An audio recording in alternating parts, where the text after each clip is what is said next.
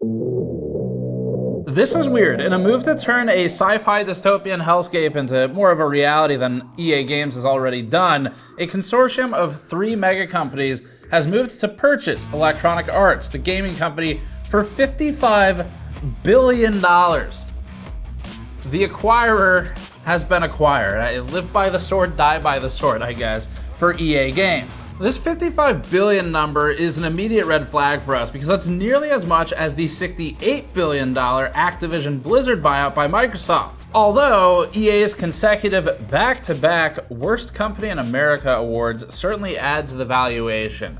Let's take a look at the 3 companies buying it. The conglomerate consists of Saudi Arabia's PIF, the private investment companies Silver Lake and Affinity Partners. So we're back to this being weird because in one way or another, these groups are connected to the Saudi Arabian government, the United States government via Jared Kushner, and although Silver Lake has since divested in its investment in SenseTime, at one point, a Chinese facial recognition surveillance company accused of connection with repression of ethnic minorities. But they did eventually divest.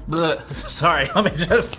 Are we still talking about a gaming company? What timeline was I teleported into? Yeah, somehow this is related to EA Games, the company that makes sports game current year edition, Battlefield, The Sims, and smashing success, Simpsons Skateboarding. Yes, the video game company. So again, this is weird, and to us, the reason this kind of warrants additional research is because $55 billion doesn't seem to really make any sense for EA Games.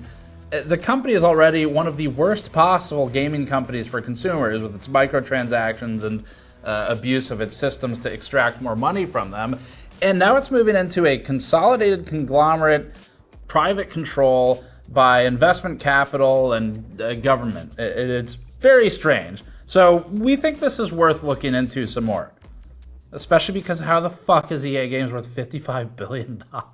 We brought you this video with our tabletop gaming dice on store.gamersnexus.net. We're trying to support this channel as much as we can with only our own store and Patreon, and that comes from viewers like you. Our tabletop gaming dice include an e-waste inductor set and a Snowflake the Cat set, based on our honorable and great leader, CEO Snowflake, who has asked me to inform you that she has no dictatorial intentions whatsoever, and she has also asked me to tell you that she has no editorial control over what I say, despite her demands for greenies. The e-waste inductor tabletop gaming dice embed e-waste inductors within sharp edge resin dice with the inductors from an electronics factory that scraps its bad batches to us. These are copper coil inductors inside the high quality dice, which use a copper colored text for the numbers. The inductor dice also include a goblin creature token card for use in tabletop games, a random number generator treasure table that I wrote on another card, and it's all packed in a custom wooden box with a GN Alchemy logo. The box comes apart in 3 pieces, with the lid including a built-in roll tray. The Snowflake the Cat dice include tiny Snowflake the Cat miniatures embedded within them, themed around my boss, Snowflake, and also include a Snowflake Heedless One parody card with art hand-drawn by my mom on it. Each kit includes 7 dice, a D20, D12, D%, D10, D8, D6, and D4, and if this isn't your style, check out our blacklisted brandless t-shirts or our blind eye t-shirts from our documentary covering GPU smuggling into China. Head over to store.gamersnexus.net to support our reporting directly. Thanks for your help, and now back to the report. Here's a look at the 3 groups buying EA. The Public Investment Fund is a Saudi Arabian government-controlled wealth fund with recent SEC filings we found indicating its investments. Those include, just for perspective, game publisher Take-Two Interactive, publisher of GTA, United Healthcare, Visa Incorporated, or maybe more interestingly, silicon equipment manufacturing suppliers ASML and Applied Materials, chip designer ARM, CPU and GPU manufacturer AMD, and AI and gaming GPU giant NVIDIA. These change regularly as they buy and sell, but they're invested in just about everything that's huge. In the past, they've also held some Boeing investment and stock, but it seems they've more recently cashed out. They've more recently cashed out of their Boeing investment, and they've also, at one point or another, held some Nintendo, but it's unclear how much they hold right now. The next company is Silver Lake, which is one of the largest private equity firms in the world. Silver Lake just bailed Intel out of 51% of Intel's Altera business 1 month before the US government bought 10% of Intel. Silver Lake's Altera advertises its FPGA solutions for military operations, but also makes broadcast and transportation products. From at least 2018 and until its divestiture in 2022, Silver Lake had also invested in Chinese AI facial recognition surveillance company SenseTime, which was added to the US Entity List in 2019. With the US government later expanding on this, writing that the company had filed a patent protecting its invention of facial recognition technology which, among other things, can identify the ethnicity of those it is surveilling, then going on in points 88 and 90, which we've translated, to specifically cite Uyghurs in Xinjiang as an example. Yeah, that was one of the companies that Silver Lake had invested in previously before the US government told them you're not allowed to do that anymore. And nonetheless, these are examples of some of the types of companies that some of these large investment firms look for to make more money. And in the case of Altera, they are currently invested in that. And then there's also EA Games, the video game company. The third and last company contributing to the buyout of EA Games is Affinity Partners, which is a Miami-based investment firm founded by Jared Kushner. Yes, that Jared Kushner, a husband to US President Donald Trump's daughter, Ivanka, and former senior advisor to the president. Affinity Partners was founded in 2021, with Affinity confirming to the New York Times previously that it had received investment support from the Saudi Arabian government. In 2024, $87 million of its $157 million in management fees came from the Saudi Arabian government, which is the other direct investor in EA, in addition to being an indirect investor via Kushner's Affinity Partners, which is also invested in EA. Now, this is complicated, so we thought the Xzibit meme would make it a little easier to understand. We heard you like investing, so we invested in you, investing in your investment, so we can invest while we invest.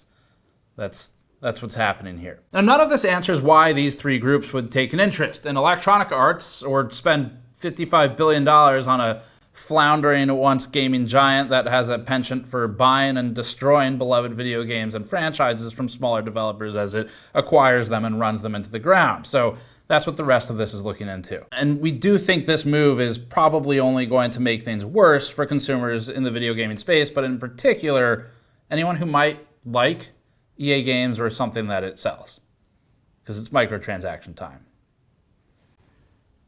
Again, it's time for more microtransactions. All right, so gaming stuff first. More mainstream viewers who might not be as connected with the gaming space may not be aware of the full history of EA Games. The first thing you need to know is that EA Games presently sucks. It's honestly really the only thing you need to know. But they are and have been one of the largest developers and publishers of video games in the world for decades now, up there with Activision and Blizzard, which merged into Activision Blizzard, which then merged into Microsoft. But they're up there, and EA's successful games over the years have included the likes of The Sims, the Battlefield series, for example, and let me just, sports game year. They also include various licensed Star Wars games, Apex Legends, Dead Space, Dragon Age, Command & Conquer, Ultima, and somewhat ironically to today's topic, Mirror's Edge. A lot of these games were taken under EA through acquisition of smaller game companies and studios, like Westwood Studios, for example, and then those games were abandoned or killed or somehow driven into the ground. Now, EA has received a lot of well-placed criticism over the years, and that, especially in recent years, has been targeted at its microtransactions and its focus on monetizing purchases in-game after the player has already purchased the game, and its business-first approach to what normal people call fun. But for them, the fun part is the making money, so they changed it. And now, after years of running beloved franchises into the ground, EA Games has been purchased, and it's yet to be seen if it, too, will crash and burn.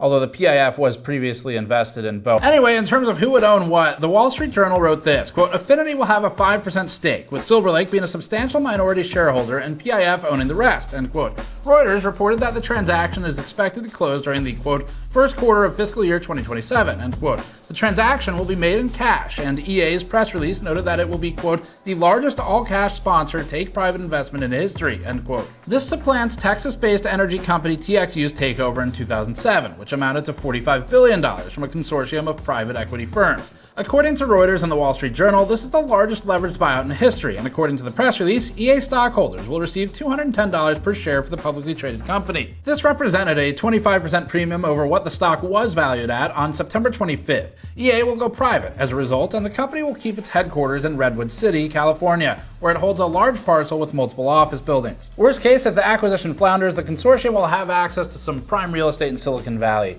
EA's current CEO, Andrew Wilson, seen here looking like a Bond villain about to enter his monologue and plans for world domination, will remain CEO of EA Games. Wilson was quoted in the press release as stating, quote, "I am more energized than ever about the future we are building," end quote. Wilson is mostly an EA Games lifer. He got a start in the .com era with IPO and venture capital collaborations, including work with Coca-Cola, American Express, and an investment firm that later collapsed in the 2008 crisis, but he had left long before that, joining EA in 2000 and staying within its various branches. As CEO in fiscal year 2025, Wilson was compensated $30.5 million in a mix of stock and cash.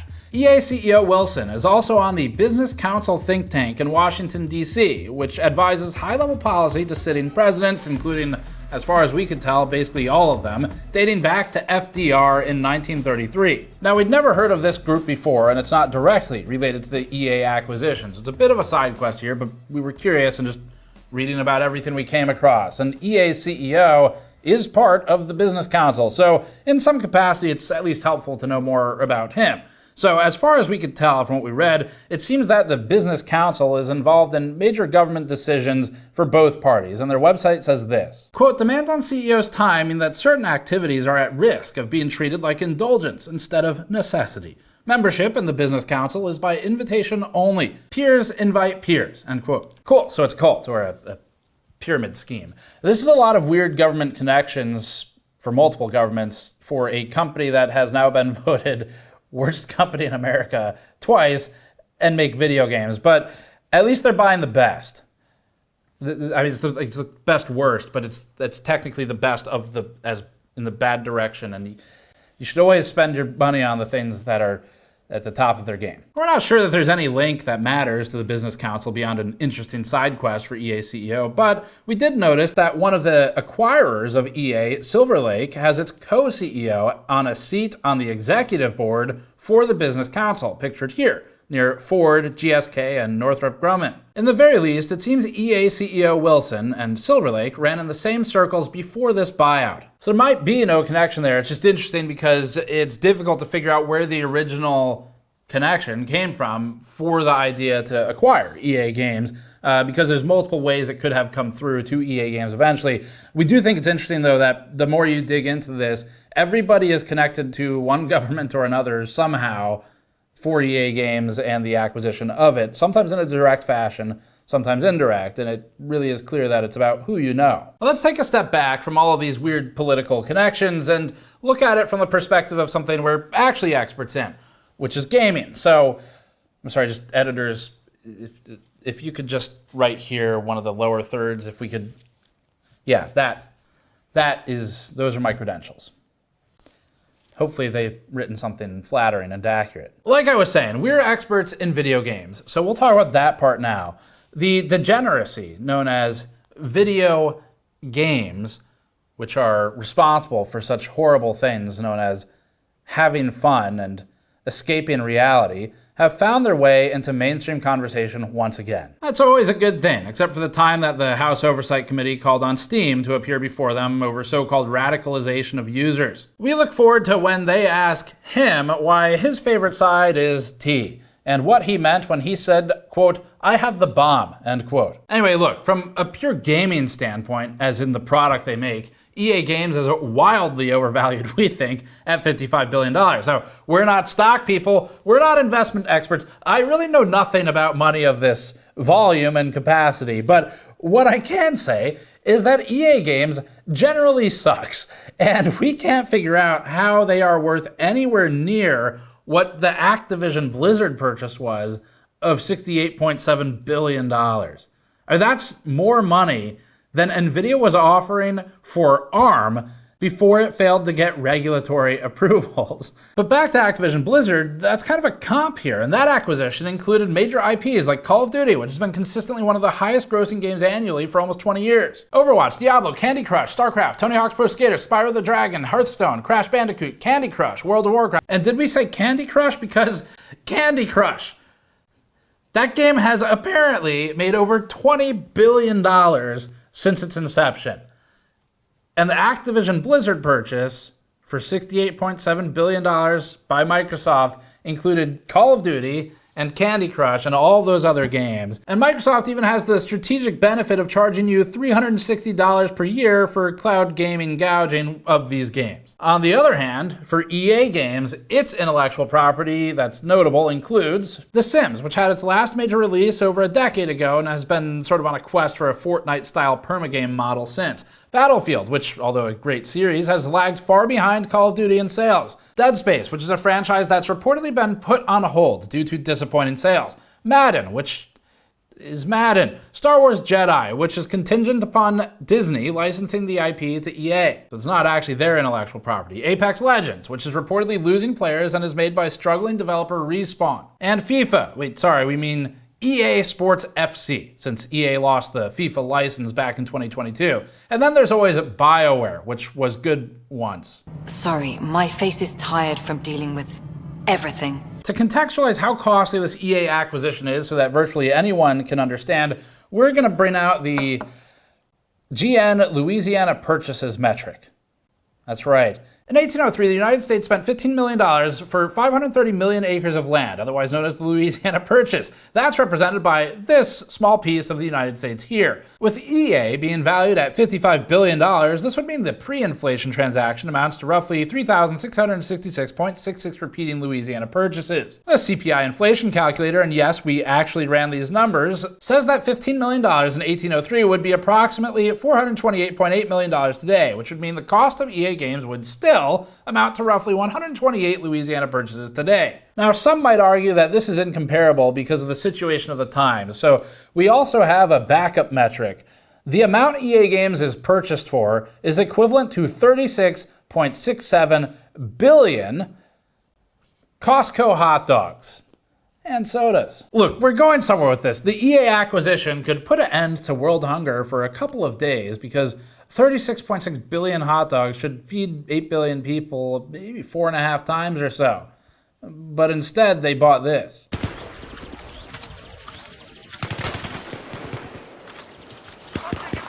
Although, to be fair, they did get Renda Zook.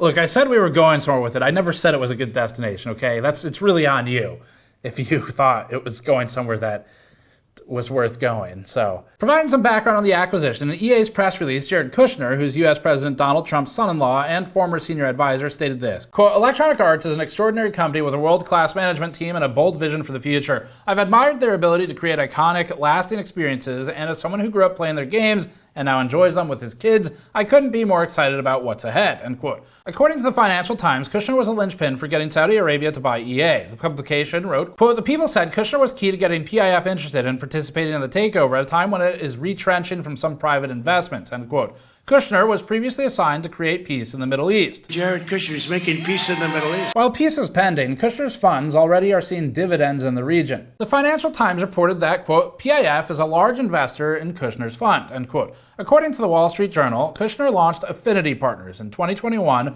with the help of $2 billion from Saudi Arabia. The Financial Times also wrote this, quote, "People close to the discussions said Kushner's involvement would also ease the deal's path through the Committee on Foreign Investment in the United States, which adjudicates on deals involving foreign buyers," end quote. Now, these types of large acquisitions often require regulatory oversight, and so doing one in conjunction with someone close to the executive branch could have some benefits. To us, though, this relationship, this link in the chain, poses some ethical concerns and conflict of interest. Now, sure, Saudi Arabia's public investment fund could just think that EA Games is a good investment. They could think it's actually going to get them some money back. Maybe the guy who runs it really likes EA Games or something. Besides, in 2023, they already bought a 9.9% stake in EA games. So they're really just sort of doubling down on it right now. Now, it could also be a valuable soft power play that aligns with some of its other sports investments. For example, FIFA, the billions upon billions of dollars that Saudi Arabia has spent on esports events, and more recently, celebrity comedy shows. It could be as simple as Saudi Arabia seeing value in esports, and seeing value in gaming, and going all in by buying gaming companies directly. While we can call it all weird, and it does seem that way, we can't really identify a motive, but it does seem like there's a conflict here. Besides potentially having an advantage of getting past regulatory hurdles, something that Nvidia struggled with its ARM acquisition it was unable to execute previously, if EA ends up being unprofitable, you really can't put a price on being that close to the US president's former senior advisor. That probably has some of its own benefits. The Financial Times also pointed out how the deal would involve executives' new favorite buzzword, AI. AI. AI agent. AI. AI. AI. AI. AI. AI. AI. AI. AI. AI. AI. AI. AI. AI. AI. AI. The publication wrote, quote, "The deal is a huge bet that artificial intelligence can significantly cut EA's operating costs, AI agent. allowing the equity consortium to manage a large debt load on a company that historically carried limited net debt." End quote. The Financial Times added, quote, "The investors are betting that AI-based cost cuts will significantly boost EA's profits in the coming years." End quote. If this proves true, then prepare for EA's games to become soulless, lifeless cash grabs bloated with microtransactions.